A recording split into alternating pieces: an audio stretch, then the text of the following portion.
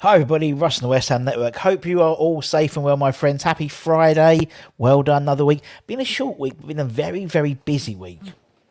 Well, busy. I'm knackered.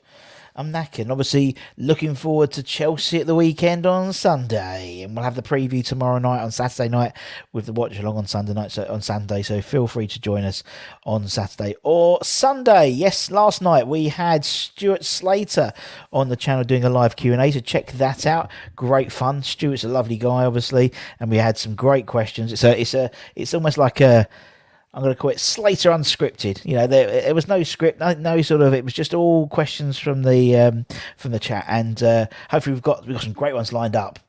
So we've got Trevor Morley, we've got Peter Butler, we've got Tim Breaker, we've got Matty Holmes, we've got, hopefully we get Patsy Holland in the next couple of weeks during the while we're in Europe. Next Thursday, and hopefully if you were fortunate enough to get a ticket, well done. I know in the away leg it's 2,500, 2,400, something like that, which is not a lot anyway. So regardless of that, I bring you today the 24th edition, 22nd.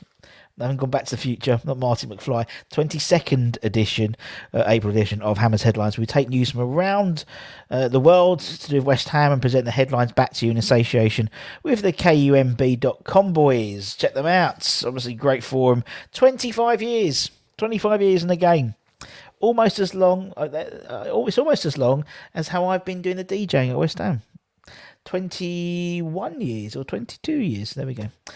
Waiting for the testimonial year. Anyway, 3 stories, or double testimonial, really. 3 stories as always. The first one, first 2 aren't great, I'll be honest. They're sort of a little bit not great news out, but the last one finishes off I think they call it a shit sandwich, or sort of an open sandwich. You know what I mean. So it's about Tommy Soucek. So we know that there was contract talks, between Soucek and the club this year. They didn't go particularly well. He hasn't signed a new deal or anything like that.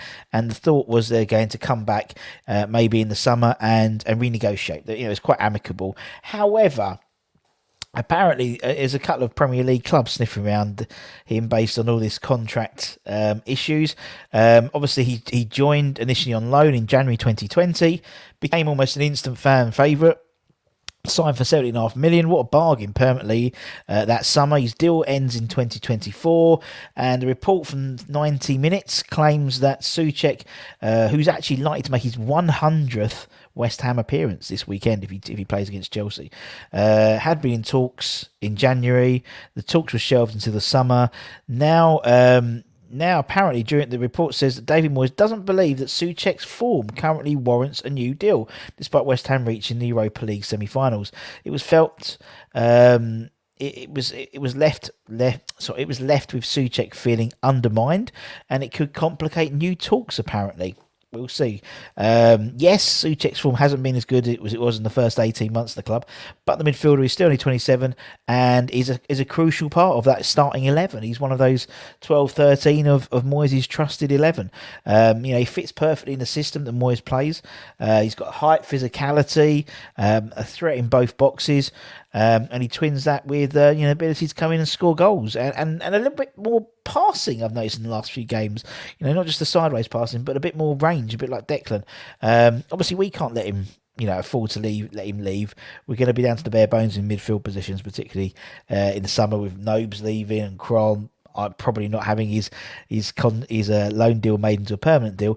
But it was just a report that maybe because of the way that the contracts negotiations finished, maybe Soucek was feeling a little bit undermined by it. But anyway, we just report the news. We don't make it up. We just report the news back to you.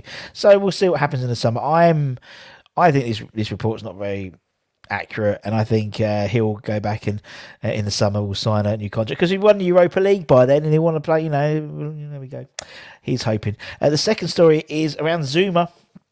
And his court date's been set. So he's due to appear in court for obviously the cat incident a week after the Europa League final. The Daily Mail's reported. He's obviously he apologised and was fined 2 weeks' wages by the club, which were donated to a bereft of animal welfare charities. The RSPCA took the cats away and signalled their intention last month to prosecute the French defender under the Animal Welfare Act. His appearance at Barking Magistrate Court has now been set for the 24th of May. The club knew this was coming at some point, but had hoped it would have been well past the end of the season, rather than a week after the Europa League final, potentially, if we get there. Should they reach the final, they would prefer there was no distractions as they prepare for what would be obviously the biggest game in recent memory, in my memory, that's for sure, in the last 40 years. Whether Zouma is able to come back from his current ankle injury in time could be a major bearing, as he's obviously out of the team at the moment on the sidelines, but it could take some time, and unfortunately, this could have the potential to disrupt that towards the end of the season. But it's the end, it's not during the season, it's right after the season. But they would have preferred maybe a court date a couple of weeks later, but obviously that's not up to them. And the last one is some good news. Let's finish with some good news. It's Friday. Let's finish with good news. We have some more silverware to go over our Betway Cup. We've got more silver, hopefully more silverware to come by the end of the season. West Ham's under-15s claimed silverware success by defeating dirty Leeds, in the final of the 21-22 Floodlit Shield at St George's Park on Wednesday evening. Hammers secured a 2-1 win in the competition final to lift the Shield in a thrilling fixture. The Young Irons beat Brighton 3-2 in the quarters and saw off Chelsea 2-0 in the semis.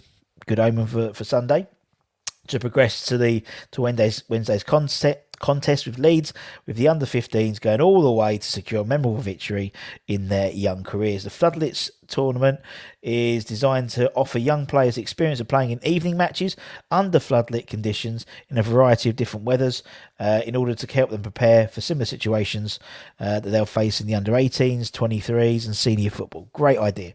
It was an entertaining final, saw the Irons take a 2-1 lead from the penalty spot with 5 minutes left to play before Leeds themselves were awarded a penalty in the last minute of the game. How West Ham is that? Even at under 15 level, penalty in the last minute. Even at last, I don't like us. Even under 15 level, the referees. The young West Ham goalkeeper was able to deny and save the spot kick, which transpired to be the last kick of the game. Securing the Shield in the most nerve-wracking of scenarios. So well done to the under-15s. Hopefully there's more silverware to come. The Betway Cup, we've had the Floodlit Shield, just the Europa League to go. Anyway, let's finish. That's a happy thing to finish on. So anyway, that's me done today. As I said, if you're into transfer rumours, check out the Lunchtime Show. Did a whole bloody show on transfer rumours that have come out in the last few days. As I said, there's been a barrage of West Ham transfer rumours for some reason in the last 48 hours. Maybe because we're getting into the business end of the season. But check them all out. All goalkeepers, defenders, midfielders, forwards, the lots. And take care, everyone. As I said, we're doing the preview for the Chelsea game tomorrow night on Saturday night. Maybe around 9 o'clock UK time, but the only way you can make sure is by subscribe and hitting that bell notification there, so you may know of any time we put new content on. We'll hopefully do the watch along on Sunday. We'll have a sort of an instant reactions show afterwards, and then we start getting ready for Frankfurt in the Europa League semi-final first leg. Oh my god, buzzing.com, and go back and check our interview with Stuart last night. Slates, he was buzzing about the next week. Absolutely buzzing, so check that out. So take care, everyone. Stay safe, wash those hands, stay lucky, stay cheeky, and I'll see you guys next week. Take care. Bye-bye. Ciao for now.